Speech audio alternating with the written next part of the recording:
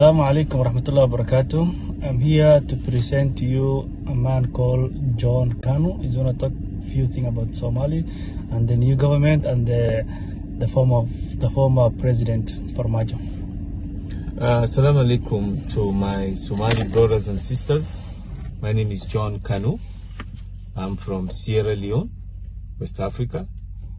I heard a good news about your president, your former president, Abdulrahman Farmajo. Abdullahi Farmajo.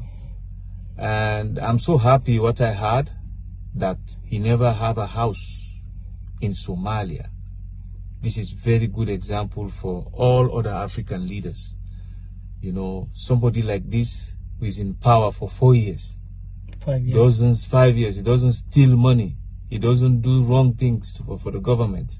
He's an example for all of us. He doesn't even have one house. Can you imagine? He doesn't have one house. An African president. An African president. So I'm happy when I hear this. I'm not compelled to make this video, but I feel that I have to express my feeling for this leader. To you Somali brothers and sisters, please, the new government, help them, support them, but at the same time work with the policies of Farmajo. Farmajo is a beacon for Africa. He is an example for other leaders. My country, Sierra Leone, we have corrupt leaders. They steal the money, they build houses, they steal millions of dollars. A guy like this, who does 5 years in power, doesn't have a house, is a good example for Africa today. So I'm happy to see that I'm ready to put a contribution for him to buy a house. I'm from Sierra Leone, but I'll contribute if they ask for contribution so that we build a house for Farmajo.